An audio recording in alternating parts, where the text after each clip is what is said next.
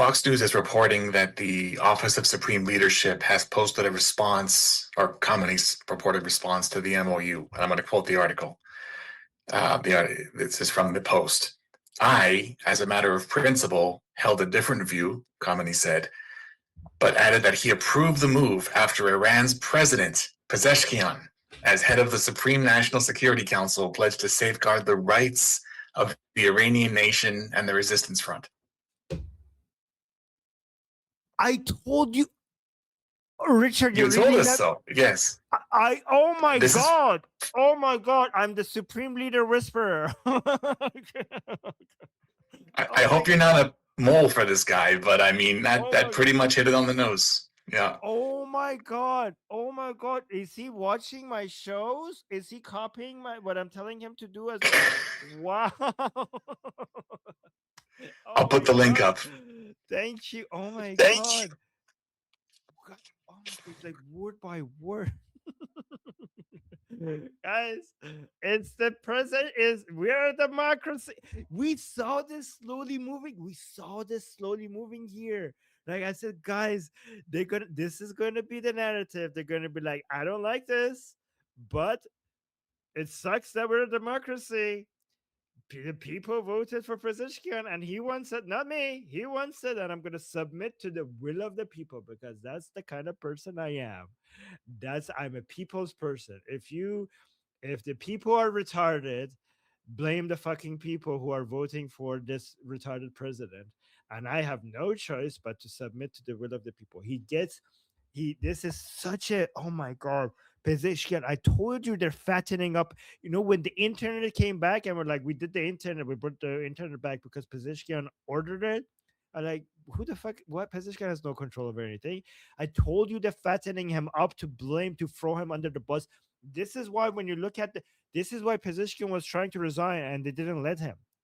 This is why, if you look at the picture of Pezeshkian signing, putting a signature right next to President Trump's signature, he looks like, I don't know, he looks like he's being tortured. Just go look at the pictures. It's like he knows what's happening to him, and he doesn't like it. He's been guys. The entire point of making Pezeshkian president was for days like this. Okay, that's the entire point. This is what I specifically said. I said the best way out for the supreme leader was to do an Imam Ali. You know, Imam Ali, the first Imam of Shia Muslims, he was supposed to be the first Khalifa after Muhammad died, right? But Abu Bakr became the first Khalifa.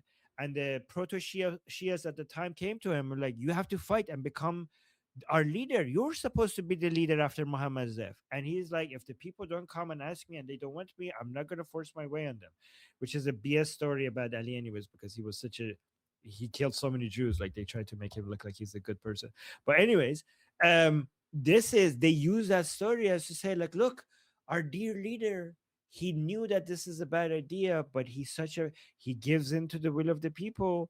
And this obviously all of this is false because the elections are fake in Iran. So this is not the will of the people. But it's so good. It's such a good excuse because now the pro-regime people will not be like, it's a good way for them to direct the hate at Pezeshkian instead of the supreme leader. And everybody who voted for Pezeshkian, like, yeah, it's all of these retarded voters. This is why we should stop being a democracy, some of them will say, and just let the supreme leader rule by Islam. Anyway, so thank you, Richard. Thank you. And you said, like, I think you're gonna like this. Yep. So yeah, we were completely. I thought I was gonna be wrong because the news at some point was that Ghalibaf is gonna be signing the MOU. And I'm like, oh, okay, so I guess I was wrong. They're not going to be using Pezeshkian as a scapegoat. I'm like, I don't understand why Ghalibaf would want his signature there. The best way for him would be to make all of this happen and then throw Pezeshkian under the bus, say you signed it instead of me. So I was like, I don't understand. I didn't understand like why Pezeshkian would be like, maybe I thought that maybe Americans were like trying to push him around and be like, no, we want you to sign this and we're going to humiliate you. And I thought it would be Pezeshkian, but then when I saw his Pezeshkian, I'm like, oh no, actually I was right, and now I see this, so I was even more right than I thought. So thank you, Richard, for that. Thank you. This is such a. I'm gonna keep bragging about this for years. But yeah. You're welcome. I put up both the X-Link and the Fox News article, but enjoy. No, thank you, thank you. Let me share that on YouTube as well.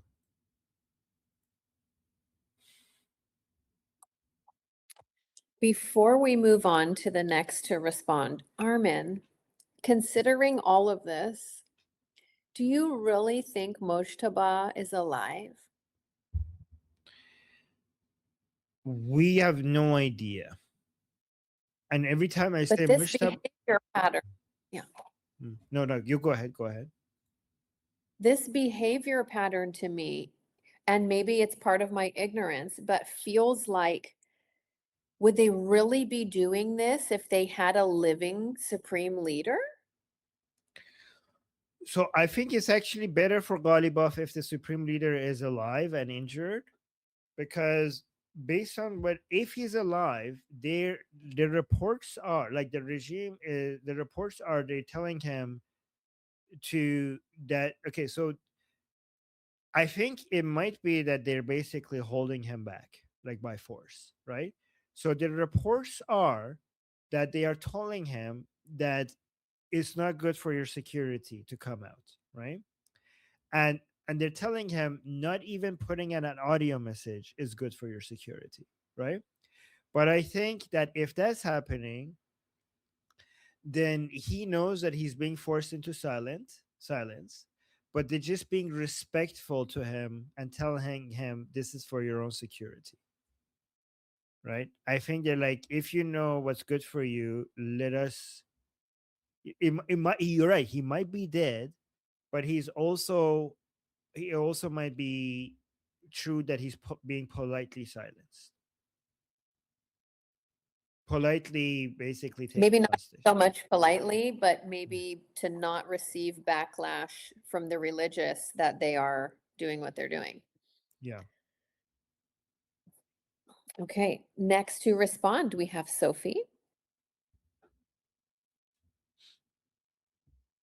Among the many things that Armin said, but just a slight point of a disagreement or just perspective of my own and only my own. I actually find the comments that come from Trump while I listen to things and I focus on his actions and I don't get hung up on every single thing that he says. I find it actually a lot more damaging from Israelis, regular average Israeli, and then anyone outside of Israel who would make the claim that Israel is their number one, regardless of where they live. Um, those little statements from Trump.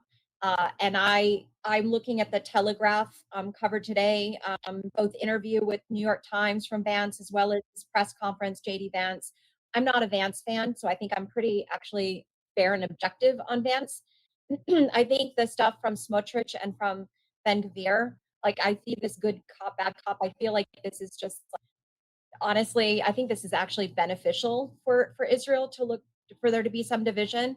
But I just have to say, and this is based on even things that were in chat yesterday, um, it makes my job so much harder as an American who loves my country very much to be constantly out there being pro-Israel and pro-Jews and dealing with that when it's people around me point to Israelis online bashing the United States, but then saying, oh, but we like Americans. No, okay. So right now, I really like the leader of Israel a whole lot better than some of the Israelis who are bashing my country, because it doesn't actually help me that you like individuals. I love my country, and it feels very ungrateful. And it feels also, just my last thing is, on the heels of how much trash we got from Europe, all of the fair weather friends, and very quickly, and being so alone in supporting Israel as the United States, it's like, really, Israel, like really Israelis, like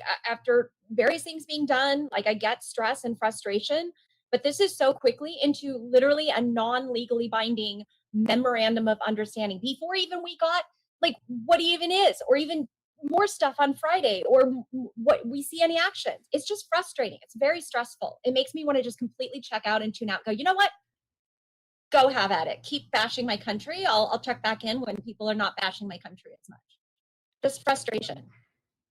So to be fair to Israelis, there are more Americans bashing Israel than Israelis bashing America. There's way more Americans bashing Israel than Israelis bashing America, like by a huge margin.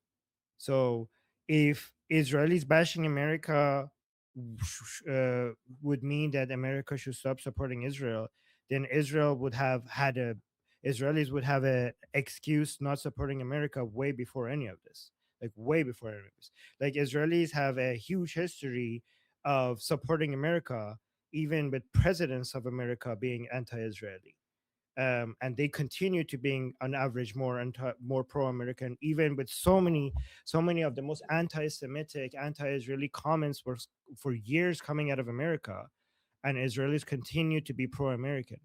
So looking at some Israeli comments and not liking them and turning against Israel because of that, I think is very unfair to Israel. One, two, as frustrating as you might see this, the Israelis are dealing with life and death. Like the frustration, I think we should understand their frustration.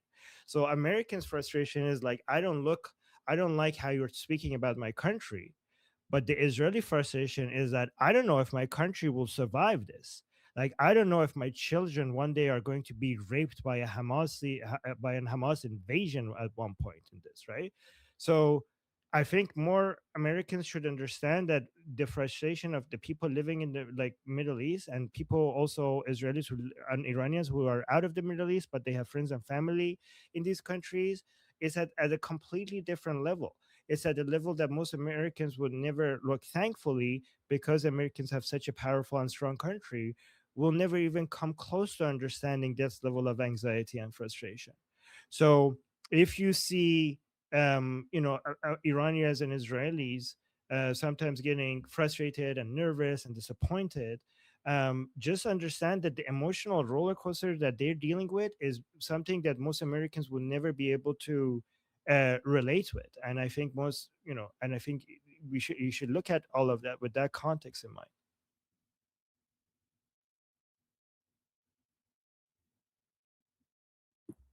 Okay, up next we have Jeffrey.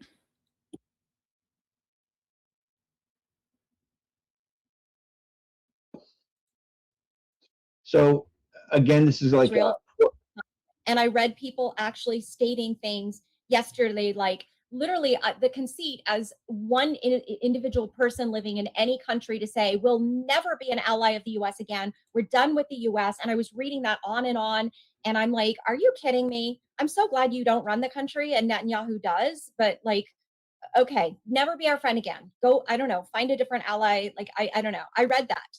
And it really, it's like offensive. And it's not appropriate to direct that to me and say, like, I'm doing that. I'm literally talking with lots of Americans, and it is frustrating when it becomes harder. I think my sole point was that this is more damaging than the few little comments from Trump that are not liked and back and forth and any, division that shows, with Netanyahu and Trump.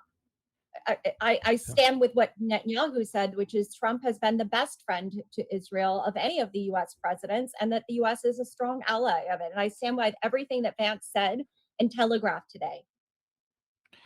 So I'm going to respond to this, and then after that, let's go to Jeffrey. I don't think that people's comments on social media is as damaging as as influential as comments by presidents or prime minister. So I don't agree that President Trump's comments is less influential than random people on social media being grateful or ungrateful. I think the president's comments carries a lot more weight than that. And I don't, when it comes to comments of Israelis online, Israelis are so varied with their opinions. Like they're actually famous. Like they say, if you move into a room with two Israelis, you're going to find 5 different opinions.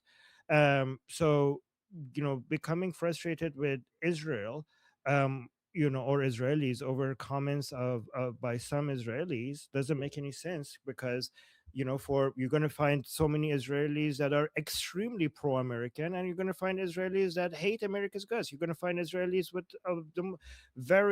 so many varied opinions. So getting offended by some comments of some Israelis online. I mean, it seems like it would be like me judging America based on the comments of some, I don't know, KKK Americans. I don't know. Like, imagine if somebody like, oh, I hate America now because I'm listening to Nick Fuentes and I hate what he's saying. Like, I wouldn't judge America based on what Nick Fuentes is saying, even though he has a huge audience. So going online and seeing some comments that I find offensive is not a really good way of, judging the common Israeli position on this. And honestly, even if the common Israeli position is right now betrayed and feeling betrayed and disappointed with America, is you have to see where they are. They are dealing with an existential crisis to their country, and if their main supporter is speaking, it makes sense for Israeli citizens to see if their main supporter, if the president of the main of the country that is supporting them speaking ill of them, it makes them feel less secure where they are. I mean, they're surrounded by millions of people that can't wait to get their hands on them and rape and kill them. So if a lot of Israelis think that their survival depends on their relationship with the United States, and they hear President Trump saying that, I think it's justified for a lot of them to feel like frustrated or anxious over that. I think we should give them that. And also, one thing that I think Americans' appreciation for Israel should not be based on random comments of some Israelis online. It should be based on the understanding that Israeli soldiers have saved more Americans' lives than soldiers of any other country other than United States itself. Israel's existence, Israel's military, and Israeli people are responsible for so many Americans sleeping safe at night and living in a more secure America. Israelis, you read an offensive comment by an Israeli online. For that comment, there are thousands of soldiers that went and risked their lives, killing not just Israel's enemies but America's enemies as well. And for every Israeli soldier that has died, that is 10 American soldiers that hasn't died in their place. And I think no amount of offensive comments online is going to change that.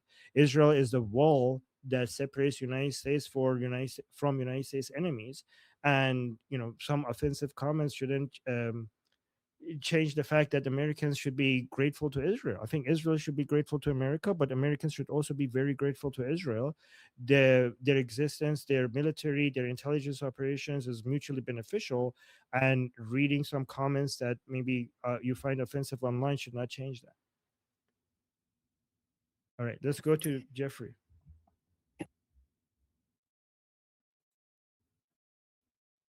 I don't even know where I was gonna go. I kind of forgot what I was gonna say. So we can go beyond. No worries. Thank you. Thank you, Jeffrey. Sorry, Jeffrey, I went too long. No, it's all right. It's totally okay. Okay, Shadow, you're up next, and then super chats, please. Shadow, is he here? Oh no, Shadow is from Iran. Like his contact, I think he's not here anymore, but he's speaking to us from Iran. So wish he was still here. Dang. Okay, if he connects back, I'll let you know in the side chat, and we can move to super chats until then. Let me message him on Telegram. Tell him to come back. Yeah. Okay. Let me just come back. So, okay. He just arrived. Oh, Shadow, are you here? Shadow? He's opening his mic. Shadow, we don't have your audio. Okay, let's move on then. Okay. Yeah. Oh. That Shadow, that is okay, that is not gonna work. Shadow, your audio is really bad. Really bad. So so maybe see if you could fix your internet and then we'll come back to you. I see Dajjal wants to say something. Dajjal, you go ahead and then I'll read the super chats. I just want to say, we cannot let these motherfuckers divide our two countries. We got to stick together in this. And by the way, I just want to make this very clear to add to what Sophie said. We've also lost soldiers in this war. American soldiers have died for Iran, to free Iran, and I absolutely think it's a worthwhile war. I totally support it. And in war, unfortunately, you're going to lose many brave warriors. But it needs to be said that we have lost soldiers, more than 13, and this cannot be forgotten. Okay, we have shed blood for this cause, and that needs to be respected. Simple as that. And anything short of that, it's just going to piss Americans off, including me. Just saying. Yeah, that should be that. We should remind everybody of that. We should also remind everybody that they died for United States of America. You know, that's what they Absolutely. voted for. Yeah. Yes, absolutely. Yes, and it was. I meant to say that too. Yes, absolutely. You're right. And yeah, you're right. That should not be forgotten. Thank you for Yeah, reminding. they died for Iran and America. Absolutely. Thanks, man. Yep. Thank you. They died for America, and America's interests are aligned in many ways with Iran. Right? It happens to be aligned. That's what. Yeah. And okay, thank you so much, Dejal. And I'll just go through the super chats. Fleshy Interloper, thank you so much, saying Durud troublemakers. Well, Durud back at you. And then we have Jew Hater saying, how many times did Jeff mention regime remnants today? Well, it really doesn't matter, Jew Hater, because it will all go over your head anyways, and you wouldn't understand any of that, so it doesn't really matter. And then Fleshy Just like Uncle Jeff's package over Jew Hater's mom. Oh my god, that was so good! You made me laugh so hard that I knocked off my microphone. Oh my god, that was comedy gold. That somebody clipped that part out. Wow, that was good. Okay, and then we had another super chat. Jeffrey, you're so good at this. Fleshy to the first and go idea. You know, Jew Hater, keep attacking Jeffrey. He has always the best comebacks, right? And then we have Fleshy Interloper saying, go IDF. Thank you so much, Fleshy Interloper. And then we have another super chat from Fleshy Interloper saying, how many of the regional commanders are dead? Oh, I actually don't have the number for that, but that's a good question. And then, yeah, well, I think, that's a good question. I don't know. Fleshy Interloper saying, the world Pezeshkian is in danger. Yes. You know the meme from Symptom saying, I'm in danger. I'm in danger. Every time I see Pezeshkian, I think of that. And then we have Alexia with a super chat saying, وقتی بیرون میرم دیگه برای اعتراض نیست. ما برای مبارزه میریم. آرمین. آنها حتی دارام هم ندارن. You are my family and I owe you my life. Well, thank you, Alexia. I appreciate you. So she's saying in Persian that when I go outside, I don't go for protesting. I'm going out to fight. My name is Armin Navabi. I'm an Iranian political analyst with decades of experience fighting the Islamic regime inside and outside of Iran. Make sure you follow me for more, and also make sure you join our discussion group. I'm there almost every single day. Come talk to me there and the rest of the people there in our group calls. It's a great place to meet and talk to people who like talking about politics. The link is in the description and or in the bio. You could also get there by scanning the QR code on the screen. See you there.